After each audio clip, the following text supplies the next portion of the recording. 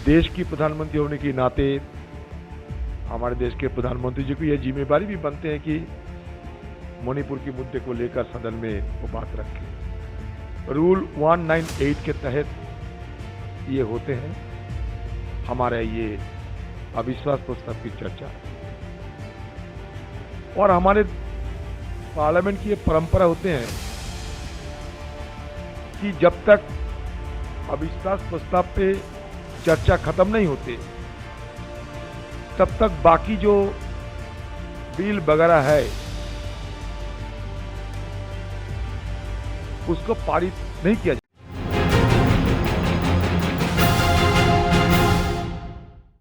देखिए, मैं ये प्रेस कॉन्फ्रेंस करने में उतना आदी नहीं हूं, फिर भी मुझे पार्टी ने निर्देश दिए थे इसलिए मैं आ गए।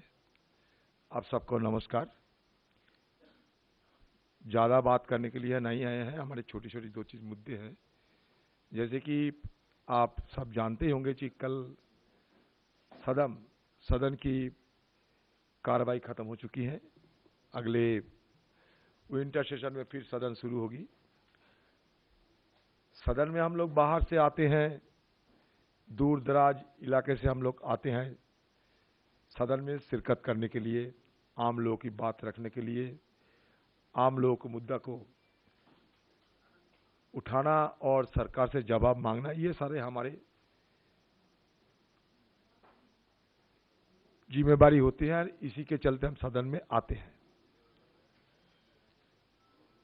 इसलिए आप सब जानते होंगे कि शुरू के दिन से देश की प्रधानमंत्री नरेंद्र मोदी जी को हम लोग ये गुहार लगाते आए थे कि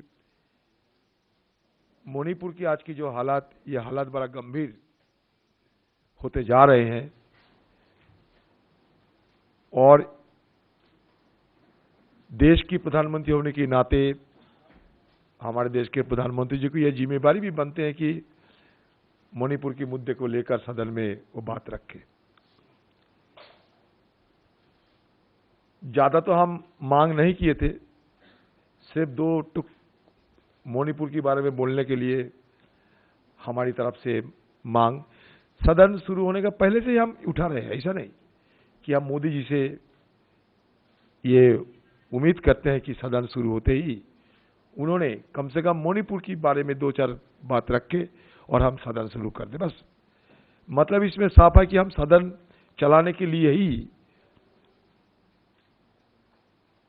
सदन में आए और सही ढंग और सुचारू रूप से चले, इसलिए प्रधानमंत्री मोदी जी को दरखास्त भी किए। लेकिन हमारे बात को जब टालते गए तो हमें भी अपना देश की प्रधानमंत्री को संसद में आने के लिए उपाय भी ढूंढते रहे,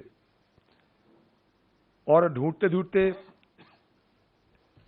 अंतिम औजार जो हमारे संसदीय व्यवस्था में होते हैं, अविश्वास प्रस्ताव लाए।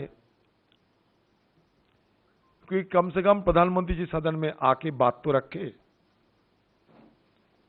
तो बस यही आपने देखे हैं, रूल 198 के तहत ये होते हैं हमारे ये अविश्वास प्रस्ताव की चर्चा, और हमारे पार्लियामेंट की ये परंपरा होते हैं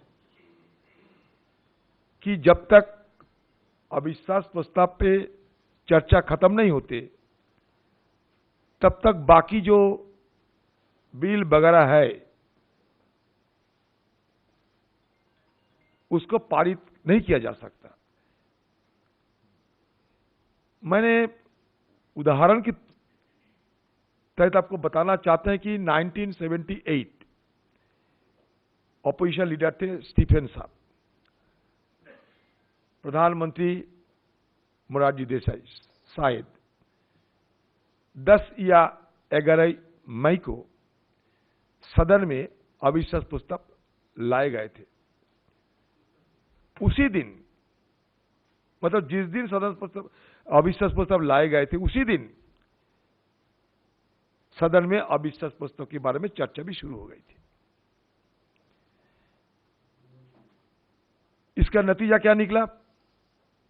बाकी सदन सही ढंग से सुचारू रूप से चले। मुझे लगता था कि हमारे पार्टी को, सारे विपक्ष को, हम सबको एहसास तो थी कि देश की प्रधानमंत्री चांद से लेकर चीता तक हर चीज में बात रखते हैं, तो भला मणिपुर क्यों? कोई भी मुद्दे पे देश की विपक्ष के सारे विपक्ष जब मांग करते हैं, विपक्ष की मांग को सम्मान देते हुए वो भी हमारे लिए और देश के लिए, मणिपुर के लिए कुछ बात रखेंगे। ये तो हुआ ही नहीं, लेकिन इसके उल्टा हुआ। जैसे कि हमारे परंपरागत जो तरीका है सदन के अंदर कि अविश्वास प्रस्ताव लाने से और कोई चर्चा नहीं होना चाहिए जब तक अविश्वास प्रस्ताव की चर्चा खत्म ना हो।